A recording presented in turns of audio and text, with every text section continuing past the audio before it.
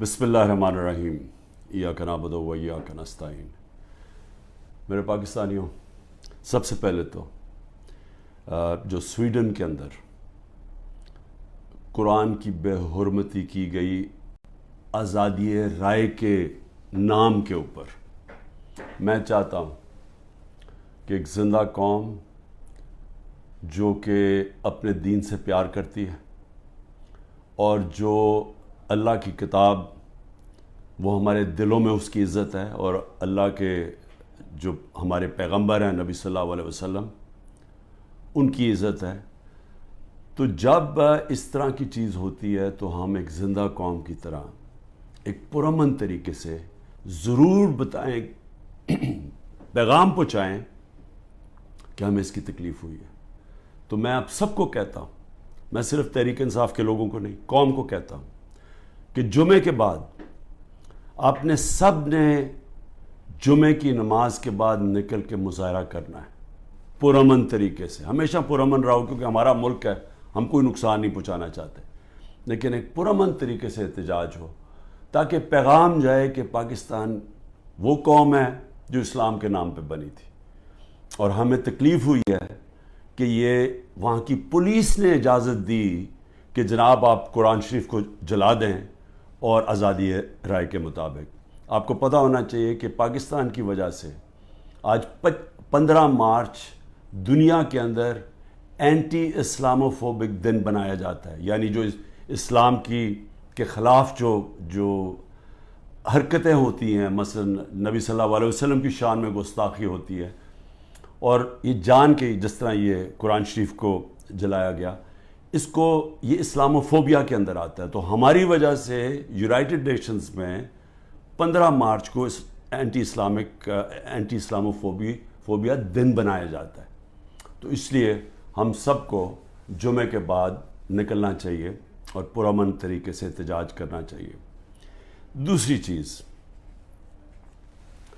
Dubai میں meeting ہوتی ہے، پاکستان کے بڑے بڑے منی لانڈرر کا مطلب جو اس ملک سے پیسہ چرا کے باہر لے جاتے ہیں۔ جو سب سے بڑا مسئلہ پاکستان کا کیا ہے کہ ہمارا روپیہ گرتا جاتا ہے ڈالر کے مقابلے میں۔ تو جب آپ ڈالر یہاں سے خرید کے باہر بھیجتے رہیں اور چوری کر کے باہر بھیجتے رہیں تو وہ ڈالر کی کمی ہونی ہے، اور جب ڈالر کی کمی ہوگی تو روپیہ گرتا جائے گا۔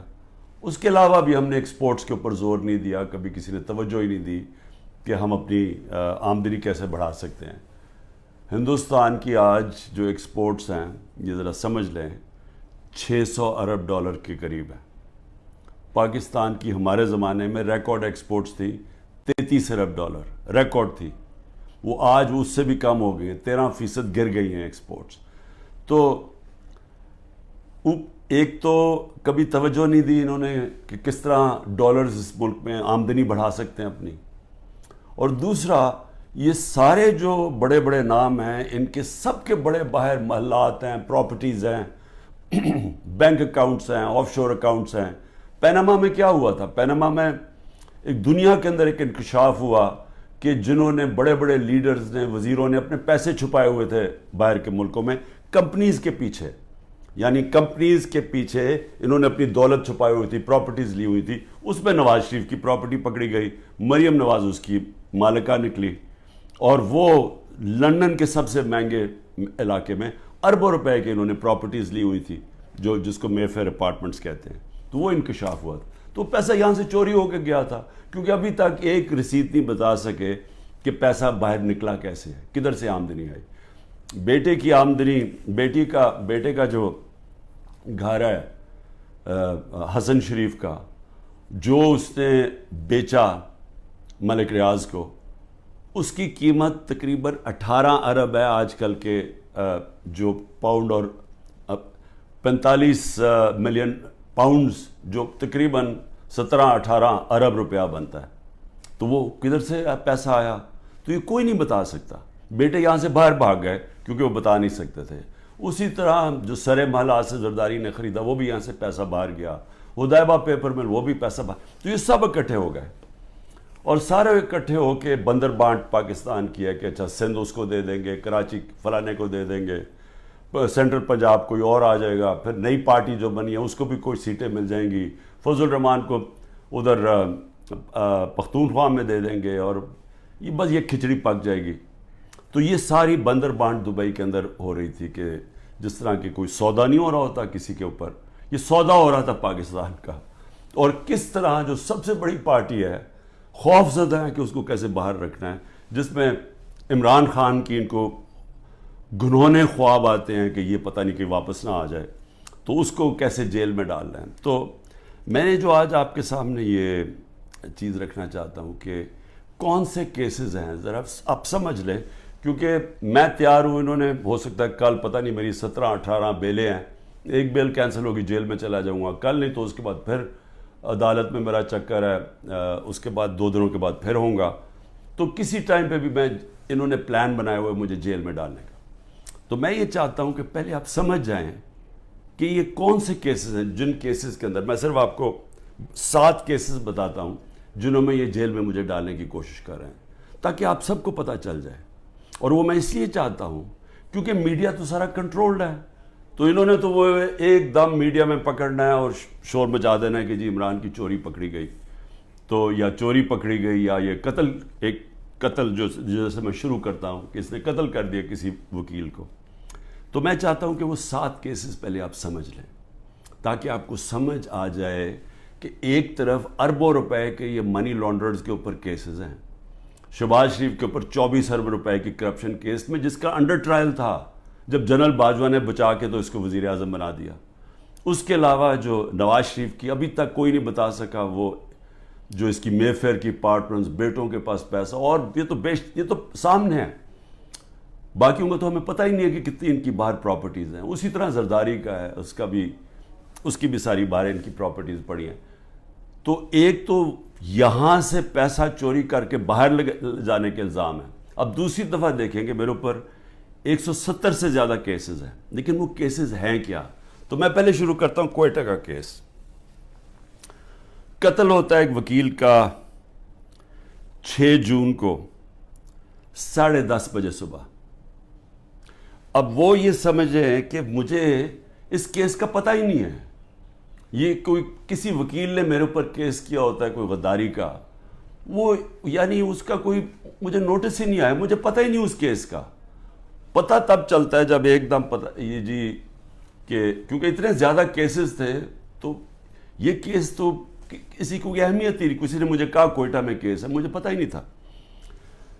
تو اس وکیل کا قتل ہوتا 10:30 بجے، 11:30 بجے پولیس میں رپورٹ ہوتا ہے۔ 2:22 میں شہباز شریف کا جو مشیر ہوتا ہے وہ سٹیٹمنٹ دیتا ہے کہ عمران خان نے اس وکیل کو قتل کیا۔ اب یہ سمجھیں کہ صرف قتل میں 10:30 سے اور 2 بجے کے اندر وہ فیصلہ کر لیتے ہیں کہ عمران خان نے قتل کیا۔ اس کے بعد کیا ہوتا ہے؟ اس کے بیٹے کو اٹھا کے لے جاتی ہے پولیس۔ اس بیٹے کو 12 گھنٹے سے زیادہ پولیس اپنے پاس رکھتی ہے۔ وہ اگلے دن جا کے اگلے دن کی دوپہر کو وہ کہتا ہے کہ جی عمران خان اس قتل میں ملوث تھا۔ لیکن پھر کیا ہوتا ہے؟ اس کی جو بیوی ہوتی ہے، وہ جو دوسری بیوی ہوتی ہے، وہ کہتی ہے کہ فیملی کے لوگوں نے قتل کیا اس کو۔ وہ ویڈیو اپنی جاری کرتی ہے کہ فیملی کے لوگوں نے قتل کیا۔ اور پھر دیکھیں، سارے کوئٹوں کا پتہ ہے کہ ان کی وہ وکیل کی دشمنیاں تھیں، سب کو پتہ ہے ان کی آپس میں دشمنیاں تھیں۔ اسی وکیل نے جا کے ہائی کورٹ کو کہا کہ مجھے سبی میں نہ کیسز مجھے دو، کیونکہ میری وہاں جان کو خطرہ ہے، میری دشمنی ہے۔ اور پھر یہ دیکھیں، یہ ذرا آپ غور سے یہ دیکھ لیں، یہ اس کو بڑے قریب سے دیکھ لیں، اور اس کے اندر یہ مظاہرے کیا کر رہے ہیں۔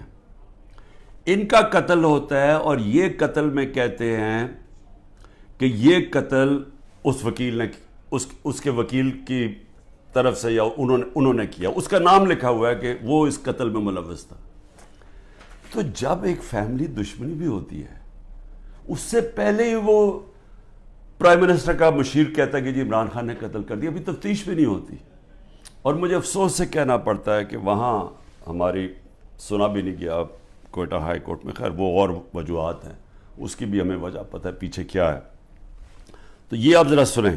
اس کے بعد یہ پہلی دفعہ میرے نام پہ قتل نہیں کیا نام ڈالا جاتا. زبیر نیازی، وہ لطیف کھوسا کے گھر باہر گولیاں چلتی ہیں. زبیر نیازی جو کہ ہمارا لاہور کا سیکرٹری جنرل ہے، اس کے نام پہ وہ آ جاتے جی اس نے گولیاں چلائی ہیں. اور وہ گولیاں کسی آدمی کو کھڑا کرتے ہیں جو کہتا ہے جی مجھے زبیر نیازی نے کوئی پیسے دینے تھے گولیاں چلانے کے لیے. اب لطیف کھوسا ہمارے ساتھ ملٹری کورٹس کے خلاف کیسز کر رہے ہیں، تو وہ کیوں گولیاں چلائے گا اس کے گھر، جو کہ وہی کیس کر رہے ہیں جو ہم کر رہے ہیں سپریم کورٹ میں. اور پھر ضلع شاہ کا جب قتل ہوتا ہے، ضلع شاہ کا جب قتل ہوتا ہے، سب سے پہلے 302 میرے اوپر قتل کا چارج لگا دیتے ہیں. 3 دن تک وہ میرے اوپر 302 لگاتے ہیں قتل کا چارج. پھر کیا ہوتا ہے، اس کا پوسٹ مارٹم ہو جاتا ہے. پوسٹ مارٹم میں پتہ چلتا ہے 26 جگہ اس کے اوپر تشدد ہوا ہوتا ہے. تو اب ظاہر ہے وہ یہ تو نہیں کہہ سکتے تھے کہ عمران خان نے اس کو تشدد کروا کے اپنے کارکن کو مار دیا. تو انہوں نے پھر ایکسیڈنٹ اس کا ڈال دیا. ایکسیڈنٹ میں بھی کہا کہ عمران خان اس کے اندر کوئی اس نے انفارمیشن چھپائی ہے، میرا پھر نام ڈال دیا. میں صرف یہ کہہ رہا ہوں کہ پہلے تو یہ سمجھ جائیں کہ یہ ہے آج کا پاکستان، کہ یہاں کوئی ان کو شرم نہیں آتی اس طرح جھوٹ بولتے ہوئے، اس طرح کے کیسز بناتے ہوئے. ان کو کوئی شرم نہیں ہے کہ ساری قوم کو پتہ ہے کہ جھوٹ بول رہے ہیں. یعنی کون نہیں جانتا کہ یہ جو انہوں نے کیا ہے، سارا کوئٹہ کو پتہ ہے کہ یہ اس کے اندر عمران خان کا کوئی تعلق نہیں تھا. کیوں؟ میرا تعلق 150 کیسز تھا. مجھے کیا نہیں، اور بھی کوئی وکیلوں کو میں مرواؤں گا. اور وہ کیس جس کی اہمیت ہی نہیں تھی، سب کو پتہ ہے جھوٹ بول رہے ہیں، لیکن ان کو کوئی شرم نہیں ہے. یہ سر پیر سے اتار بیٹھے ہیں. انٹرسٹ صرف یہ کہ کسی طرح عمران خان کو جیل میں ڈالنا ہے. اب میں ذرا، یہ پہلا کیس ہے، آگے چلیں. آگے کیس ہوتا ہے جی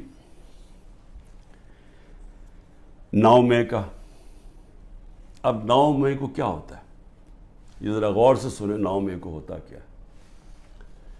جو مظلوم ہوتا ہے، یعنی جس پہ ظلم ہوتا ہے، اسی کے اوپر اس کو مجھے جب اندر جیل میں ڈالتے ہیں تو میرے اوپر کیسز کی بارش ہو جاتی ہے.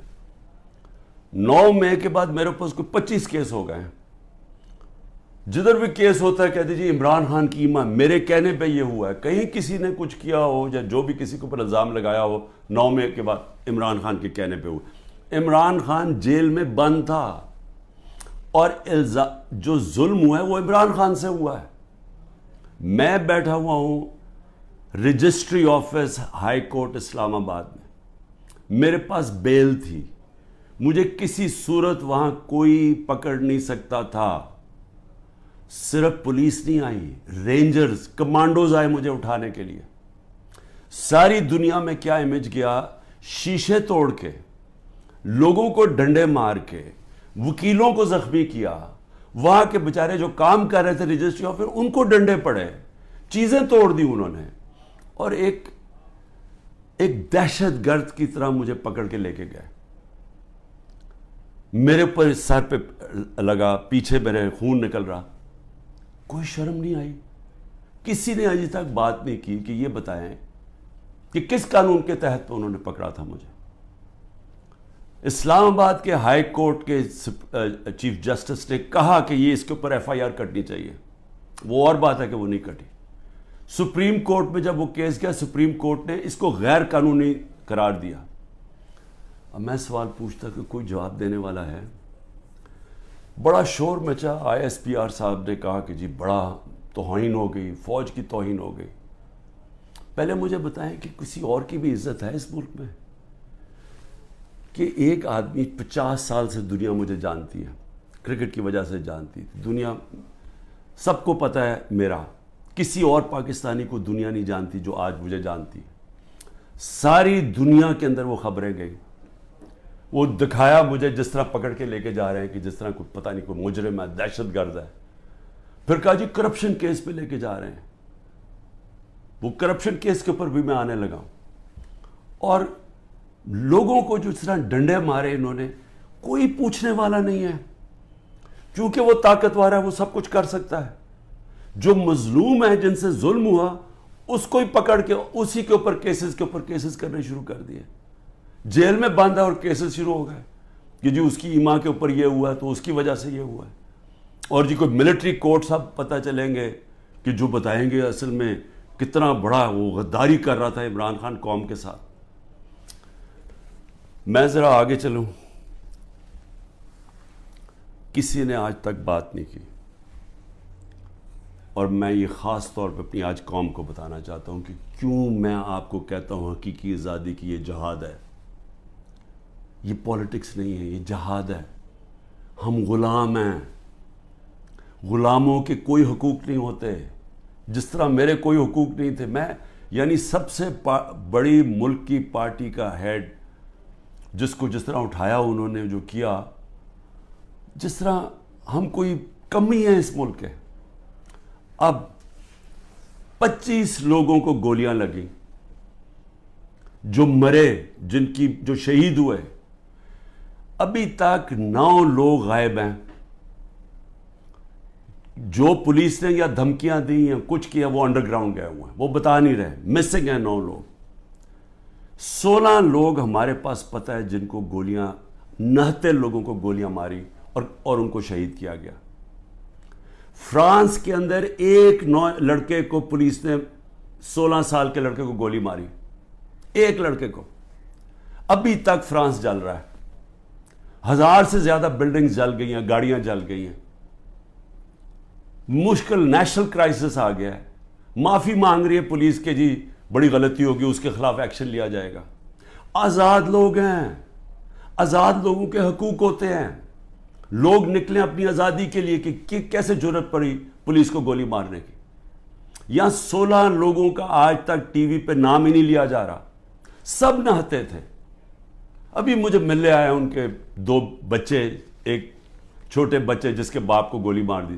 وہ دبئی سے کام کر رہے, وہ ایسی مظاہرے کے اندر کھڑا ہوا تھا, گولی چلا دی وہاں. میں سمجھتا تھا 2 لوگوں کی ٹانگیں ضائع ہوئی ہیں, 3 لوگوں کی ٹانگیں ضائع ہوئی ہیں. ایک پیرالائز ہوا ہے جس کی کمر میں گولی لگی ہے. کوئی انکوائری ہوئی ہے کیا یہ انسان تھے نا, یہ پاکستانی ہے؟ کسی نے پوچھا کہ ان کے گھر میں کیا گزر رہی ہے؟ یہ عام لوگ تھے, ان کے بیوی بچے تھے, ماں باپ تھے.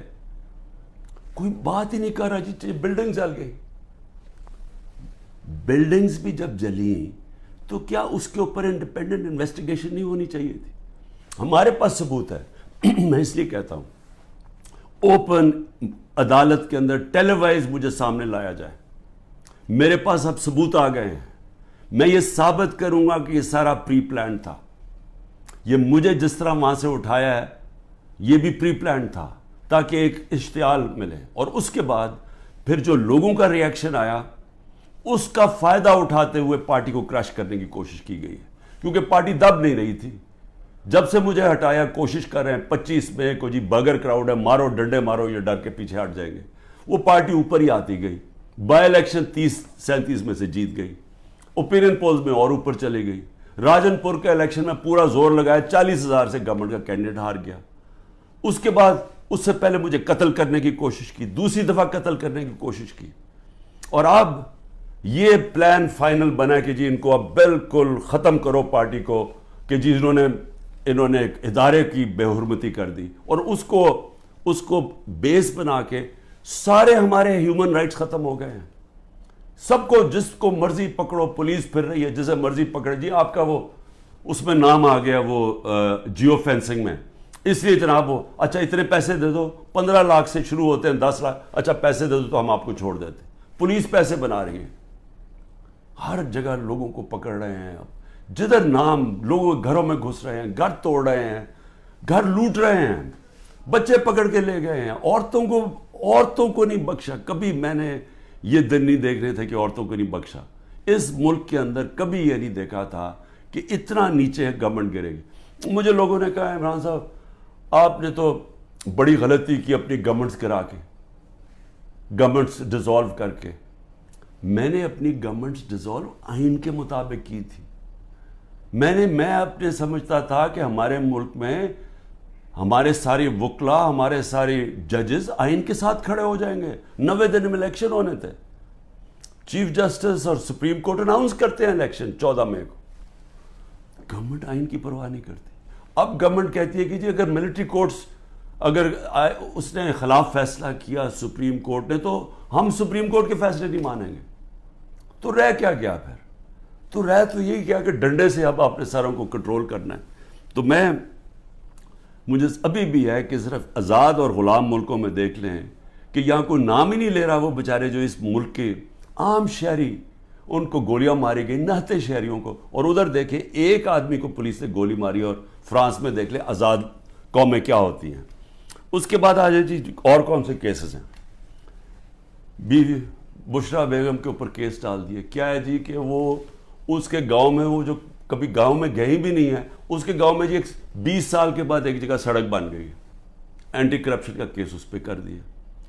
میری چھوٹی بہن عظمیٰ، اس کے اوپر اینٹی کرپشن مجھے بیچ میں ڈال دیا کہ جی میں جب پرائم منسٹر تھا میں نے اس کو بڑی سستی کوئی زمین دلوا دی ہے یا لوگوں سے قبضہ کر کے. اور یہ اتنے ڈفرز ہیں کہ کہا کہ جی 6 ارب کی زمین اس کو دلوا دی ہے. ان کو اتنا نہیں پتا کہ وہ چیک سے اس نے پیسے دیے. پہلے تو وہ چیکس کے پیسے، ذرا یہ چیک نمبر دیکھ لیں کہ اس نے پہلا چیک کس دن دیا؟ 25 اپریل 2022 کو. عمران خان پرائم منسٹر نہیں تھا. عمران خان 9 اپریل کو پرائم منسٹر نہیں ختم ہو گیا تھا. تو 25 اپریل کو ایک چیک ہے، وہ اب چیک کی کاپی ہے. اور دوسرا چیک دیا ہے 2 جون کو. اور کتنے کے چیک ہیں؟ 6 کروڑ روپے کے. تو اس نے چیک کے سے پیمنٹ کی ہے. میرے اوپر کرپشن کیس ڈال دیا ہے کہ میں نے جی وہ اس کو پرائم منسٹر ہوتے ہوئے زور لگا کے اس کو فیور کیا. پھر آ جائے جی اگلا کیس، تاکہ آپ کو ساروں کو پتہ چل جائے ہو کیا رہا ہے. اب 2 اور کیسز ہیں جن کے اندر یہ پوری کوشش کریں گے مجھے اندر ڈالنے کی. وہ نیب کے کیسز ہیں. ایک ہے القادر کا جس میں انہوں نے مجھے پکڑا تھا، اور دوسرا ہے توشہ خانہ. ابھی القادر کا کیس کیا ہے ذرا یہ غور سے سمجھ لیں پھر سے، کیونکہ میں چاہتا ہوں کہ ساری قوم کو سمجھ آ جائے. وہ کیس یہ ہے کہ ایک کیبنٹ فیصلہ کرتی ہے، کیبنٹ کے سامنے ایک فیصلہ آتا ہے کہ اگر ایک ملک ریاض فیملی اور ایک انگلینڈ کے national NCA national crime agency, ان کے بیچ میں ایک فیصلہ ہوتا ہے.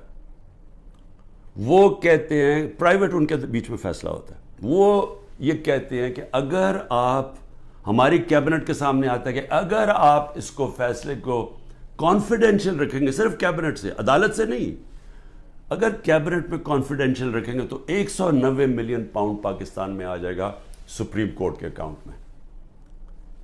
اور لیکن اگر آپ اس کو کانفیڈینشیل نہیں رکھیں گے تو آپ کو انگلینڈ کے اندر کیس کرنا پڑے گا، سول کیس، جو 5-6 سال چل سکتا ہے. اور آپ کو ثابت کرنا پڑے گا، آپ کے اوپر ہوگا کہ آپ نے ثابت کرنا ہے کہ وہ پیسہ منی لانڈرنگ کا ہے.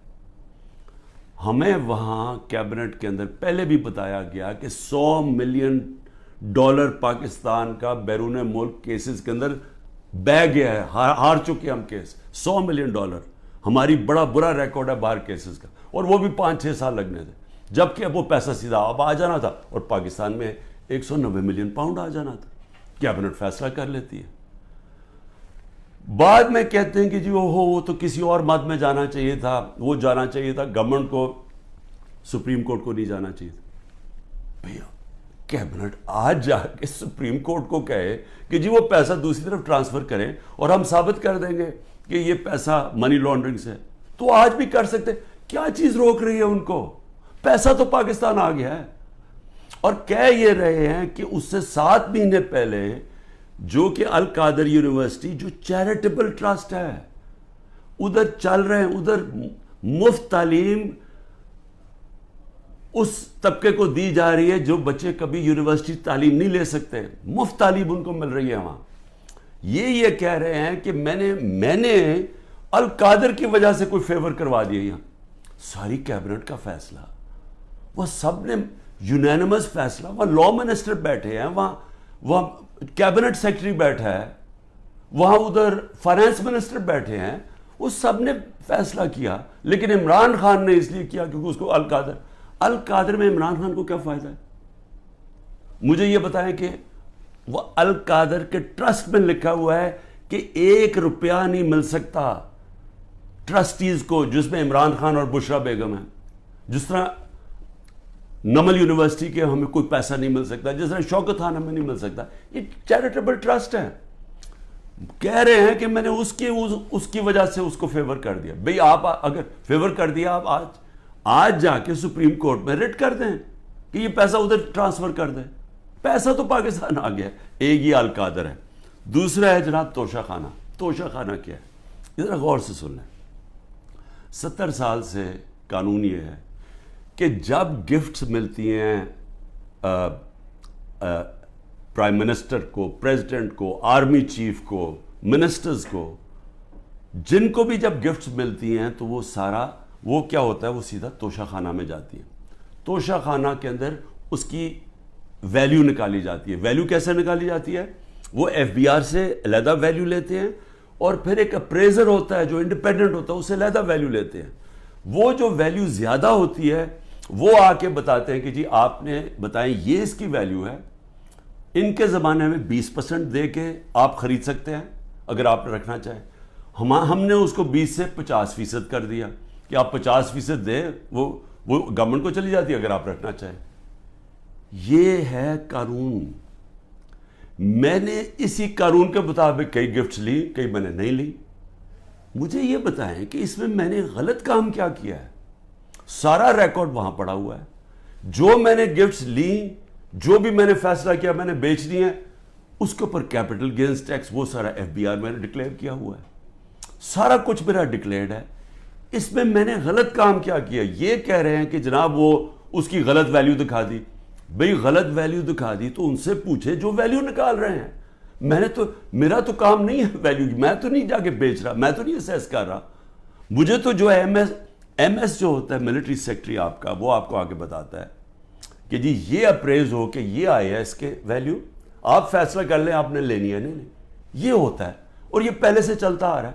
بھی کس نے اس کا ویلیو رکھنا ہے وہ جا کے ان لوگوں سے پوچھے, وہ میرا اس پہ کیا تعلق ہے. یہ ہے توشہ خانہ کا کیس جس پہ کوشش کر رہے ہیں کہ اندر. اچھا, اور کیس کے اندر یہ بھی ذرا سن لیں. ایک توشہ خانہ کا کیس ہے, اس کے اوپر نیب بھی بلا رہی ہے, اس کے اوپر الیکشن کمیشن بھی اس کو اٹھایا ہوا ہے, اور ایف آئی آر بھی کاٹی ہوئی ہے اس کے اوپر. یہ کبھی ہو ہی نہیں سکتا کہ ایک ایشو کے اوپر 3 مختلف جگہ کیسز چل رہے ہوں.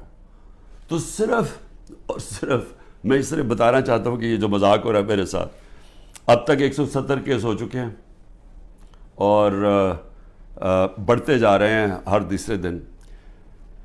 لیکن میں جو آخر میں کہنا چاہتا ہوں اپنی قوم سے, دیکھیں جس طرح اب ہم جا رہے ہیں نا, یہاں حکومت نہ کسی آئین کی پرواہ کر رہی ہے, کوئی آئین کی فکر نہیں ہے ان کو.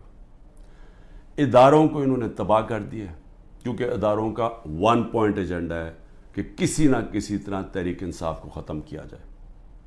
کیوں ختم کیا جائے؟ کیونکہ ان کو ڈر لگا ہوا ہے کہ جب الیکشن ہوں گے تو تحریک انصاف جیت جائے گی, اور یہ وہ لوگ جو سمجھتے ہیں ہم نے عمران خان کو ہٹایا, اب اس کو ہم نے واپس نہیں آنے دینا. یہ سارا ملک تباہی کی طرف صرف ایک 1 پوائنٹ ایجنڈا پہ جا رہا ہے. اب میں اپنی قوم کو کیا کہنا چاہتا ہوں, دیکھیں ہم نے فیصلہ کرنا ہے کہ کیا ہم نے اب اس خوف کی زنجیروں کے اندر اپنے آپ کو غلام رکھنا ہے. میں نے آپ کو بتا دیا کہ آزاد قوموں کے اندر ایسی چیزیں نہیں ہوتی. کوئی کسی کی جرت نہیں ہوتی آئین کے خلاف جانے کی, کسی کی جرت عدالت کے فیصلوں کے خلاف جانے کی نہیں ہوتی.